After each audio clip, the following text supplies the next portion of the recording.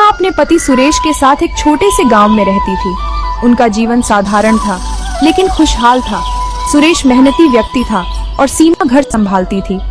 दोनों का आपसी प्यार और समझ सभी के लिए एक मिसाल थी। सुरेश हर दिन काम के लिए शहर जाया करता था और रात को गांव लौट आता था। सीमा अपनी छोटी सी दुनिया में बहुत खुश थी। सुरेश, तुमसे बात करके मेरा सारा दिन बन जाता है। तुम्हारे बिना ये घर भी खाली खाली लगता है सीमा। तुम हो तो सब है। सुरेश, तुम घर पर जल्दी आ जा करो। मुझे रात को बहुत ही डर लगता है। अगर तुम नहीं होते तो मुझे बहुत ही डर लगता है।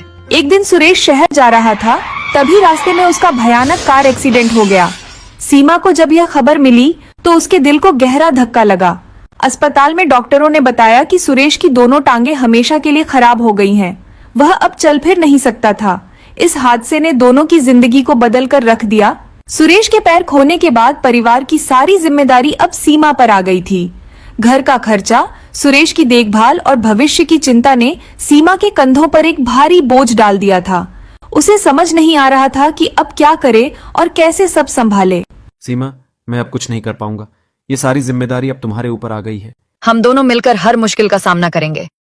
मैं तुम्हारा सहारा बनूंगी। सीमा, यह भगवान ने हमारे साथ क्या कर दिया। अगर मेरे दोनों पैर सही होते तो आज हमारे घर की यह स्थिति नहीं होती और तुम्हें इतनी चिंता की भी बात नहीं होती। इससे अच्छा तो मैं मर ही जाता। नहीं नहीं, ऐसा मत बोलो। ऊपर वाला सब कुछ देख रहा है। वह सब कुछ सही कर देगा, बस उसे पर उम्मीद रखो। गांव में ज्यादा काम की संभावना नहीं थी, इसलिए सीमा ने सब्जी की दुकान लगाने का फैसला किया। उसने अपनी बचत से एक छोटी सी सब्जी की दुकान खोली और वहां काम करना शुरू किया। वह सुबह सुबह बाजार जाती और ताजी सब्जियां लेकर आती। हालांकि उसे इस काम का अनुभव नहीं था, पर उसने अपने हालातों से लड़ने की ठान ली थी। मुझे कुछ करना होगा। इस दुकान से ही हमारे घर का खर्चा चल सकता है। तुम बहुत हिम्मत वाली हो सीमा। मैं जानता हूँ कि तुम इसे कर पाओगी। तुम्हारा धन्यवाद सुरेश। अगर तुम मुझे इस तरह से हिम्मत देते रहोगे तो मैं जरूर कुछ न कुछ कर लूंगी। हम दोनों को मिलकर ही अब इस घर का गुजारा करवाना है। हालांकि सीमा ने अपनी पूरी मेहनत झोंक दी थी, लेकिन उसकी दुकान से कोई खास आमदनी नहीं हो रही थी। गांव के लोग उसके ग्राहक नहीं बन पा रहे थे और कुछ दिन तो ऐसा हुआ कि दुकान में कोई भी नहीं आया। इस हालत से सीमा बहुत परेशान हो गई थी, लेकिन उसने हार नहीं मानी।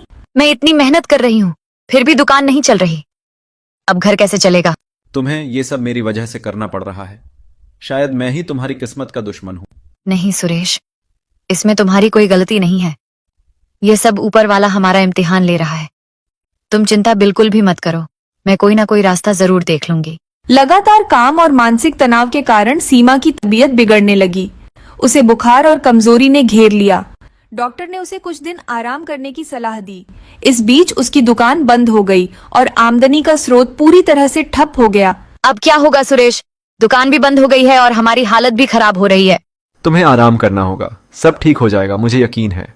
जब सीमा बीमार थी तो गांव का एक अजनबी उसकी मदद करने आगे आया। उसने देखा कि सीमा की दुकान बंद है और उसका परिवार परेशान है। वह कुछ दिन के लिए सीमा की दुकान चलाने के लिए राजी हो गया। उसने बिना किसी स्वार्थ के उसकी दुकान संभाल ली ताकि परिवार का गुजारा हो सके। आपकी हालत देखकर मुझे बहुत बुरा लगा। मैं आपकी दुकान कुछ दिन के लिए संभाल लूंगा। भगवान आपका भला करे। आपकी ये मदद हमें जीने की उम्मीद दे रही है। वैसे आप इतनी मेहनत कर रही हो, आपकी हिम्मत की डांट देनी पड़ेगी। आप एक औरत होकर पूरा घर चलाने की हिम्मत रखती हो।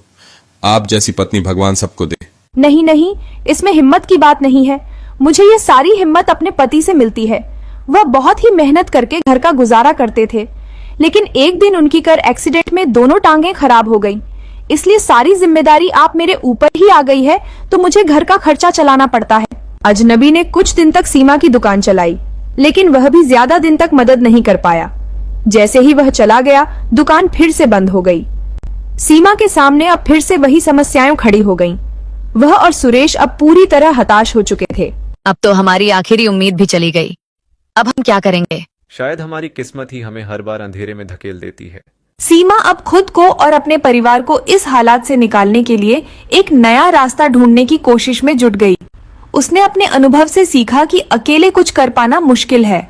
उसने गांव की अन्य महिलाओं के साथ मिलकर एक सामूहिक व्यवसाय शुरू करने की योजना बनाई। महिलाओं ने मिलकर सब्जियां उगाना शुरू किया और उन्हें गांव में बेचना शुरू किया। अगर हम सब मिलकर काम करें तो हम अपना भाग्य बदल सकते हैं। अकेले मैं नहीं कर पाई, लेकिन साथ मिलकर हम जरूर कुछ कर पाएंगे। तुम तुम्हारी बात में दम है सीमा, हम तुम्हारे साथ हैं। गांव की महिलाओं के साथ मिलकर सीमा ने अपना काम फिर से शुरू किया। धीरे धीरे उनका व्यवसाय चलने लगा और उनका आर्थिक संकट खत्म होने लगा। यह न सिर्फ सीमा के लिए बल्कि पूरे गांव की महिलाओं के लिए एक नई शुरुआत थी। उनका संघर्ष अब सफलता की कहानी बन चुका था। हमारी मेहनत रंग लाई। हमने मिलकर इस मुश्किल से निकलने का रास्ता ढूंढ लिया। तुमने जो किया वह एक मिसाल है। तुम्हारी हिम्मत ने हम सबको नई जिंदगी दी है। नहीं सुरेश, ये सब हमारी सभी बहनों की वजह से हुआ है। हम सब गांव वालों ने मिलकर यह मेहनत की है और ये दिखा दिया है कि अगर हम एकजुट हो जाए तो हमें कोई नहीं हरा सकता। सीमा, मैं तुम्हारी इस हिम्मत की कदर करता हूँ और उन सभी गांव वालियों की। अगर तुम सब एकजुट हो जाओ तो तुम क्या कुछ नहीं कर सकती। तुमने दिखा दिया कि एक पति ही घर नहीं चला सकता, एक पत्नी भी अपना घर चला सकती है और अपना कर्तव्य अच्छे से निभा सकती है। कहानी हमें यह सिखाती है कि कठिन परिस्थितियों में भी हार मानने के बजाय संघर्ष करना चाहिए।